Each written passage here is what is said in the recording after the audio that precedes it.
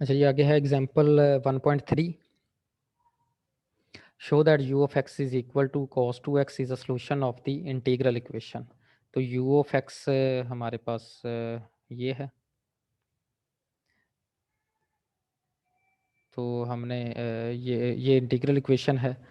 u of x है cos 2x। हमने ये cos 2x बताना है कि ये इसका सोल्यूशन है इस इंटीग्रल इक्वेशन का।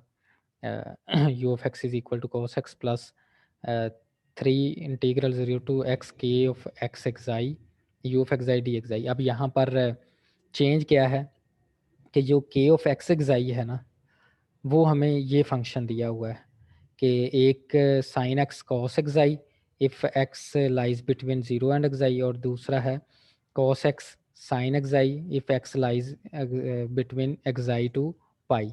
तो ये के ऑफ एक्स हमारे पास कर्नल ये फंक्शन दिया हुआ है। अब देखें ना, तकरीबन जो इंटीग्रल इक्वेशन है, ठीक है, ये वोल्टेरा इंटीग्रल इक्वेशन है, तो ये तकरीबन उसी टाइप की बनती है, लेकिन अब उसमें कर्नल चेंज हो रहे हैं।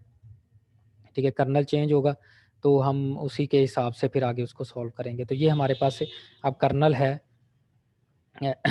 Sign x cos xi and cos x sine xi with these assumptions. ठीक है, तो हमने ये बताना है कि क्या ये u ऑफ x जो है वो इस इंटीग्रल इक्वेशन का सॉल्यूशन बनता है या नहीं बनता। So we have u of x is equal to cos 2x which means u of xi is equal to cos 2xi। अब cos 2xi को हम इस इंटीग्रल इक्वेशन में ये यहाँ पर पुट करेंगे। तो let's see, cos x plus 3 integral 0 to x है, तो ये xi वाली लिमिट है, इसलिए अकेला आप 0 टू x भी लिख सकते हैं। cos x sin xi cos 2xi dxi। अब ये देखिए लिमिट, क्योंकि यहाँ पर ये दी हुई ना 0 से xi, अगर 0 से xi होगा तो फिर क्या लिखना है, k ऑफ x हमने sin x cos xi लिखना है। तो ये लिखा है 0 से xi है लिमिट, तो हमने sin x और cos x sin xi ये लिखा है।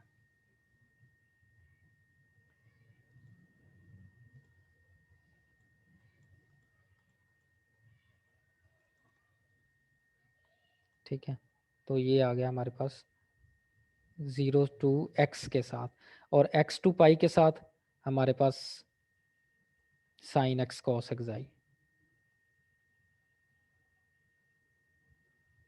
ठीक है, इसलिए ये अलग अलग लिमिट्स हो गई, अलग हो गई दोनों कर्नल्स के हिसाब से। अब हम इस इंटीग्रल को अलग से सॉल्व करेंगे, इसको हम अलग से सॉल्व करेंगे। ठीक है, तो क्योंकि ये एक्साई के हिसाब से है तो cos x वाली वैल्यू तो वैसे ही बाहर आ जाएगी, cos x बाहर आ जाएगा।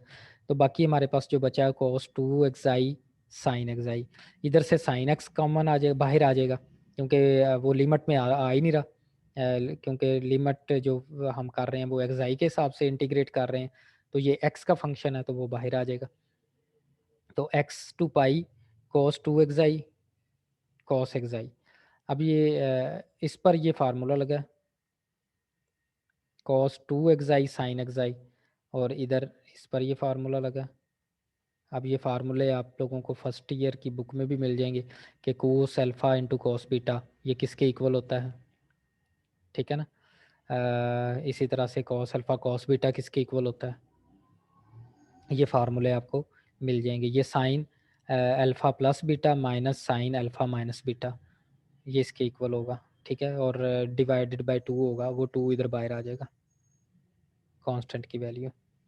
इसी तरह से यहाँ पर भी ये फार्मूला वही अप्लाई हुआ है, cos alpha plus beta plus cos alpha sign beta, और 2 आता है साथ में, वो 2 बाहर आ जाएगा कांस्टेंट वैल्यू।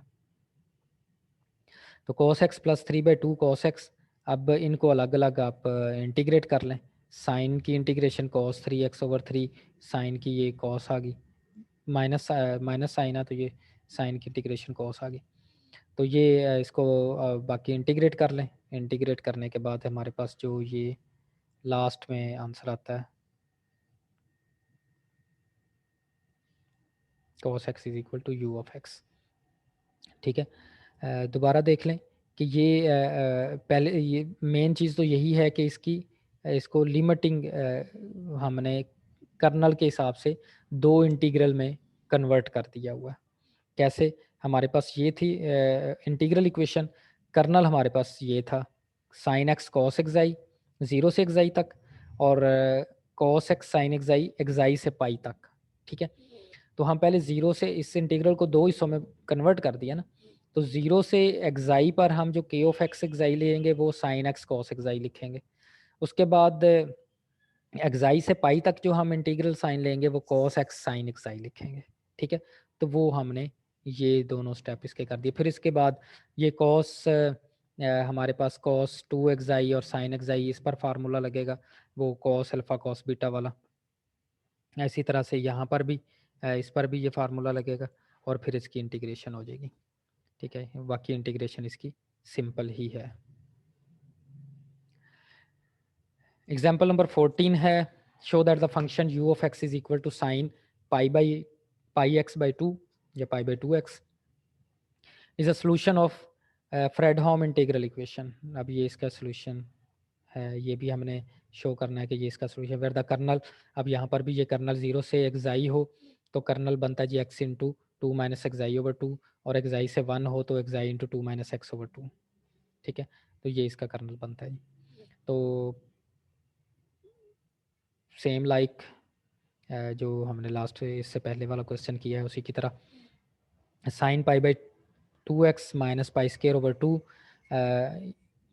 0 से x के ऑफ एक्स एक्साई और x से 1। ठीक है, तो 0 से x 0 से जो एक्साई बनता है x is equal to xi होगा ना, 0 से एक्साई, तो 0 से एक्साई जो बनेगा वो ये बनेगा 1/2 एक्साई इंटू 2 माइनस एक्स, ये वाला फंक्शन बनेगा। और इसी तरह से इसमें दूसरा फंक्शन बनेगा एक्साई इंटू 2 माइनस एक्स ओवर 2। ठीक है, तो ये इसके फंक्शंस बनेंगे। ठीक है, उसके हिसाब से तो बाकी इसकी इंटीग्रेशन ही है, वो आप लोग देख लें, इसकी इंटीग्रेशन वो आप लोगों ने करनी है। एक्स वाली टर्म्स को बाहर निकाल लें, क्योंकि हम एक्साई के हिसाब से इसको इंटीग्रेट कर रहे हैं, तो एक्स वाली terms as a constant consider होंगी, वो बाहर आ जाएंगी। तो बाकी ये सॉल्व हो जाएगा। साइन की इंटीग्रेशन माइनस कॉस, तो उस हिसाब से इधर भी साइन की इंटीग्रेशन माइनस कॉस, और इसको इंटीग्रेट कर लें। फिर इसमें लिमिट्स वगैरह पुट करें। ठीक है, ये आप इसको देख लें कि कैसे किया हुआ है, आप लोग इस तरह से करेंगे।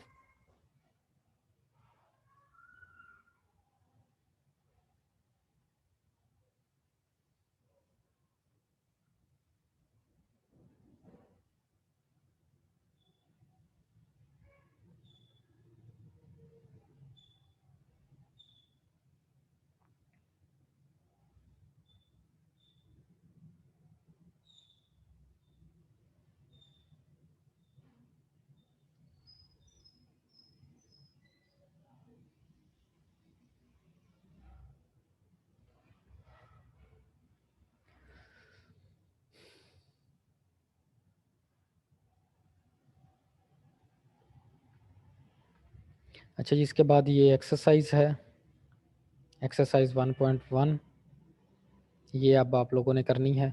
Verify that the given functions are solutions of the corresponding integral equation. तो u of x is equal to 1 plus x square raise to power minus 3/2, ये सोल्यूशन आपने प्रूव करना है, वेरीफाई करना है कि ये सोल्यूशन है इसका।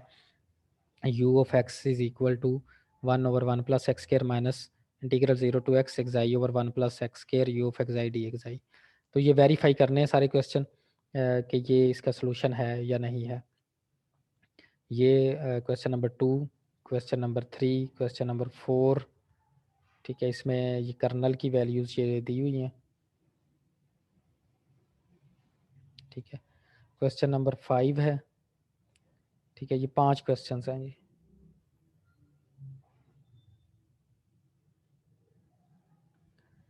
तो ये 5 क्वेश्चंस आप लोगों ने करने हैं इसमें।